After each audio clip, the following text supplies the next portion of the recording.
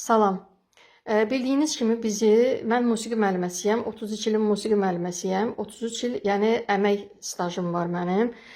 Bildiyiniz kimi fevralın 28-də musiqi müəllimlərinin Mədəniyyət Nazirliyi tabeliyində olan musiqi müəllimlərinin attestasiyası keçirildi. Yəni həmin attestasiyada keçməyən müəllimlər işdən uzaqlaşdırılır. Amma Cəsarət Valehov məktəbləri gəzərkən həmin iclaslarda demişdi ki, yəni onun videosu da var, yəni sübut da var ki, heç kim işdən uzaqlaşdırılmayacaq. Bu müəllimlərin kimin hansı gücə malik olduğunu, yəni aşkara çıxarmaq üçün keçirilən bir attestasiyadır. Yəni əvvəl belə dedilər. Dəfələrlə bizim həmkarlarla görüşlərdə də demişik ki, bu bizim Azərbaycanın incəsənət məktəblərində çalışan müəllimlərimizlə bağlı dataların əldə edilməsidir ki, biz bilək ki, harada, hansı bacarıqda, hansı səriştədə olan müəllimlərimiz var. Çünki onların sonradan təlimləndirilməsi, onlarla bağlı müxtəlif karyera inkişafı yönündə tədbirlərin görülməsində də məhz bu imkanlar bizə kömək edəcək. Amma indi müəllimlər, attestasiyadan keçməyən müəllimlər işdən azad olunur. Yəni bu nə dərəcədə düzgündür?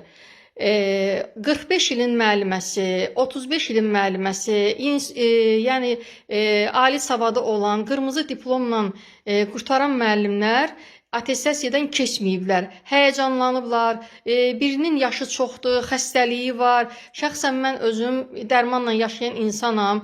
Yəni mən 3 dəfə korona xəstəliyi keçirmişəm, mənim yaddaşım zəifdir. Yəni heç bir şey nəzərə alınmadan, ikinci şans vermədən, kurslara göndərilmədən birbaşa müəllimlərin soyqırımına başlayıblar Mədəniyyət Nazirliyində. Yəni mən özümdən də çox bu cavan kolleqalar var. Yəni onların gələcəyi məhv olur.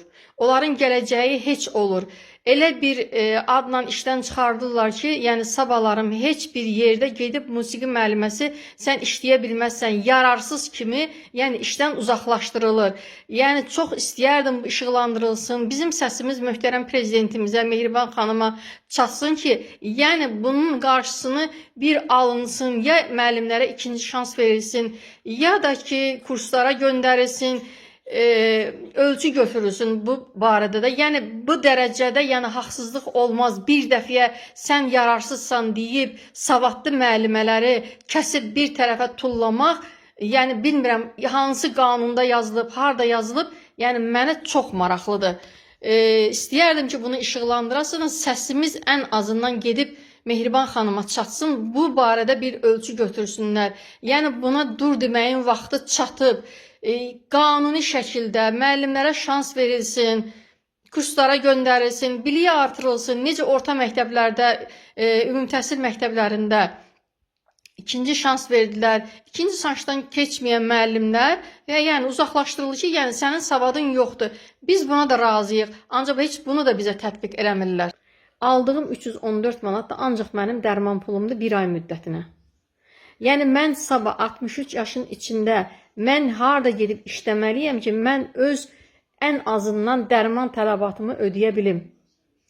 63 yaşın içindəyəm. Mən harasa gedəndə ki, iş istəyirəm, işləmək istəyirəm, mənə deyirlər, sən yaşlısan, sən yaramırsan. Yaxşı, pensiya yaşı çatmayıb, deyir pensiya yaşın çatmayıb, hələ cavansan. Biz hara getməliyik, harda işləməliyik, nə ilə dolanmalıyıq biz? Evində yaşlı insan olan var, xəstəsi olan var, ailə başçısı olmayan var, evlatları hələ yəni işləməyənlər var, iş qüvvəsi yoxdur, oxuyur, tələbədirlər. Yəni bu insanların acınacaqlı vəziyyəti necə olacaq, mən başa düşə bilmirəm. Çox xahiş eləyirəm, lazımi orqanlar bizim bu işlə maraqlansınlar. Ən azından müəllimlərə ikinci şans versinlər, ən azından kurslara göndərsinlər.